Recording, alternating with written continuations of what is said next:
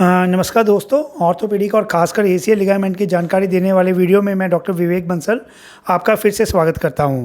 तो दोस्तों, ACL ligament एक बहुत ही कॉमन इंजरी है जो नॉर्मली बहुत सारे लोगों को होती रहती है।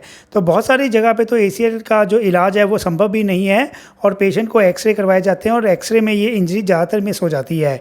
ऐसे में जब भी पेशेंट एमआरआई करवाता है तो उसको पता चलता है भी उसको एसीएल की इंजरी हो गई। उसके बाद में उसके आगे सवाल ये खड़ा हो जाता है भी कौन से डॉक्टर को वो चूज़ करे और किस तरह से वो आगे बढ़े।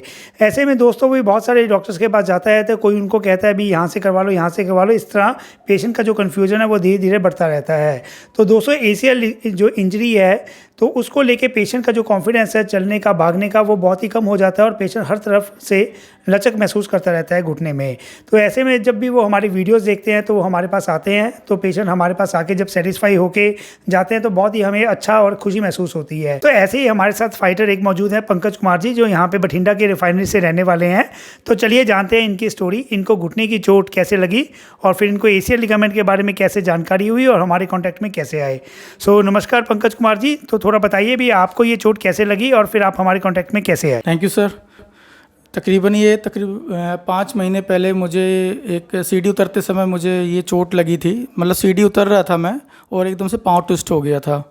तो मुझे लगा कि ये नॉर्मल है और मैं 10-15 दिन ऐसे ही नॉर्मल रहा। फिर मैं एक डॉक्टर के पास गया और फिर वहाँ पर मैंने एक्सरे निकलवाया तो डॉक्टर ने बोला था कि 15-20 दिन आप इंतज़ार करो और ये दवाइयाँ खाइए।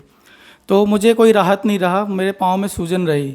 तो फिर मैं डॉक्टर के पास गया था, कोई दूसरे डॉक्टर के पास। तो उन्होंने बोला था कि आप एमआरआई कराइए। तो एमआरआई रिपोर्ट में मुझे ये पाया गया कि मेरा एसीएल लिगामेंट ब्रेक है, कम्प्लीटली टायर है।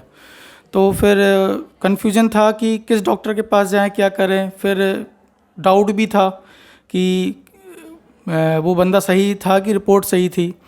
फिर फाइनली ये सब पता करने मुझे 2-3 महीने चले गए।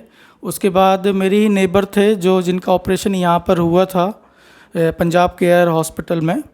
तो उन्होंने ही रेफ़र किया था कि विवेक बंसल्स के पास आप जाइए, एक बार चेक कराइए। तो मैं पूरी रिपोर्ट लेके सर के पास एक बार मैंने सब चीज़ दिखाया। मोस्टली दिसंबर से सर ने फिर मेरा ट्रीटमेंट चालू किया। फिर उनके फॉलोअप्स रहे। फिर उसके बाद जब मेरा मन रहा फिर मैं एसीएल का यहाँ पर ऑपरेट कराने के लिए आया। और रिसेंटली मेरा 1 सप्ताह पहले ही मेरा ऑपरेशन हुआ है और अभी मैं अच्छे से अभी ऑपरेट कर पा रहा हूँ और चल पा रहा हूँ। और रिसेंटली मुझे 2 सप्ताह का चांस मिला है रिकवर होने का और मैं रिकवर हो जाऊँगा रिसेंटली 21 डेज़ में। तो दोस्तों, इनका जब हमने आर्थोस्कोपी के लिए जब घुटने के अंदर देखा तो इनका एसीएल लिगामेंट कंप्लीट टीयर था, साथ में इनका मीडियम मेनिस्कस होता है जो वो भी टीयर था। तो इनको भी हमने दिखाया भी, इन्होंने भी खुद लाइव सर्जरी अपनी देखी भी एसीएल लिगामेंट हमने कैसे बनाया और मीडियम मेनिस्कस को हमने स्पेशल टेक्निक के थ्रू उनको रिपेयर किया।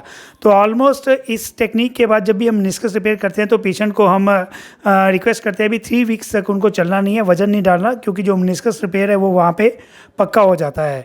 तो मैं आपको बताऊँगी, जैसे पूरा 1 हफ्ता हो गया पंकज कुमार जी, तो आप रिकवरी कैसे फील कर रहे हैं और क्या आप पॉजिटिविटी फील कर रहे हैं? जिस दिन सर ऑपरेशन हुआ था उस दिन तो बहुत मुश्किल था, लेकिन सेकेंड डे से जो अपना जो भी रिकवरी हुई है वो बहुत ही स्मूथली होते जा रही है। अभी समझ लीजिए 40% तो हो चुका है। मतलब मैं अपने एक्सरसाइज करने लगा हूँ अपने ही बल पे और मतलब रिकवरी ओवरऑल सब गुड है सर अभी। बहुत सारे ऐसे पेशेंट्स हैं पंकज जी जो बहुत देर से एसीएल लिगामेंट से परेशान हैं। बहुत सारे जो प्लेयर्स होते हैं वो भी जैसे खेलते रहते हैं लेकिन घुटने को नुकसान पहुंचाते रहते हैं। तो ऐसे लोगों को आपका क्या संदेश जाएगा, भाई आप उनको क्या कहेंगे? मैं यही कहना चाहता हूँ, अगर आपके रिपोर्ट में या फिर आपको लगता है कि ऐसा कुछ है तो फर्स्ट ऑफ ऑल एमआरआई कराएं। उसके बाद अगर आपको लगता है कि एसीएल या फिर कोई भी लिगामेंट अगर ब्रेक है तो एक बार डॉक्टर बंसल से एक बार ज़रूर रेफ़र करें। फिर उसके बाद उनकी गाइडलाइंस लें, उनके गाइडेंस लें।